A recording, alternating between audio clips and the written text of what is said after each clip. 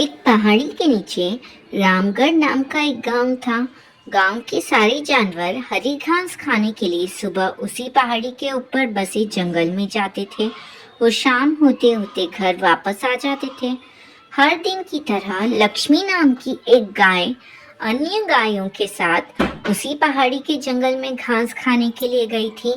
वह हरी घास खाने में इतनी ज्यादा प्रसन्न थी कि वह कब एक शेर की गुफा के पास पहुंच गई उसे पता भी नहीं चला। शेर अपनी गुफा में सो रहा था और वो पिछले 2 दिनों से भूखा भी था। जैसे ही लक्ष्मी शेर की गुफा के पास पहुंची, गाय की खुशबू से शेर की नींद खुल गई।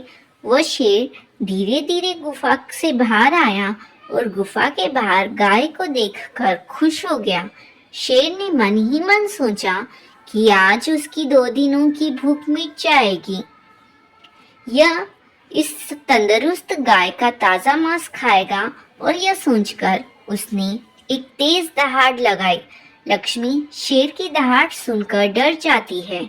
जब वो अपने आसपास देखती है तो वहां दूर दूर तक उसको कोई भी दूसरी गायें नहीं दिखाई देती है।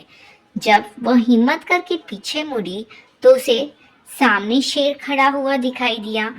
उस शेर ने लक्ष्मी को देखकर फिर से दहाड़ लगाई और लक्ष्मी से कहा, मुझे 2 दिनों से कोई शिकार नहीं मिल रहा था। मैं भूखा था। शायद इसलिए भगवान ने मेरा पेट भरने के लिए तुझे मेरे यहाँ पर भेजा है।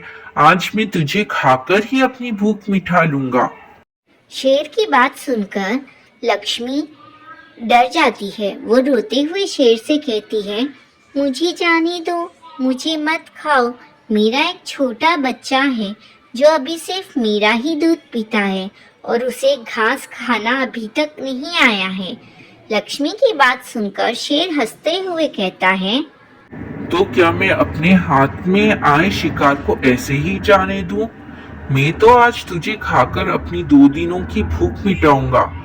शेर के ऐसा कहने पर लक्ष्मी उसके सामने रोने लगी और विनती करते हुए कहती है कि आज मुझे जाने दो। मैं आज अपने बछड़े को आखिरी बार दूध पिला दूंगी और उसे बहुत सारा प्यार करके कल सुबह होते ही मैं तुम्हारे पास आ जाऊंगी।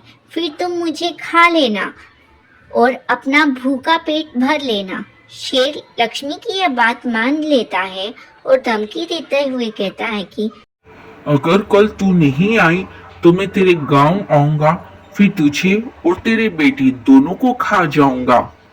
लक्ष्मी शेर की यह बात सुनकर खुश हो जाती है और शेर को अपना वचन देकर गांव वापस चली जाती है। वहां से वो सीधे अपने बछड़े के पास जाती है, उसे दूध पिलाती है और बहुत सारा प्यार करती है।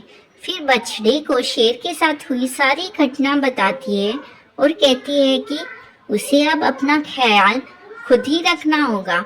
वह कल सुबह होते ही अपना वचन पूरा करने के लिए शेर के पास चली जाएगी। अपनी माँ की बातें सुनकर बछड़ा रोने लगता है। दूसरे दिन सुबह होते ही लक्ष्मी जंगल की तरफ निकल जाती है और शेर की गुफा के सामने पहुंचकर शेर से कहती है, अपने वचन के अनुसार मैं तुम्हारे पास आ गई हूँ। अब तुम मुझे खा सकते हो। गाय की आवाज सुनकर शेर अपनी गुफा से बाहर आता है और भगवान के अवतार में प्रकट होते हैं। वह लक्ष्मी से कहते हैं, मैं तो बस तुम्हारी परीक्षा ले रहा था। तुम अपने वचन की पक्की हो। मैं इससे बहुत प्रसन्न हुआ। तुम अब अपने घर और बछड़े के पास वापस जा सकती हो। इसके बाद वे उस गाय को गौ माता होने का वरदान भी देते हैं और उसी दिन के बाद से सभी गायों को गौ माता कहना शुरू कर देते हैं।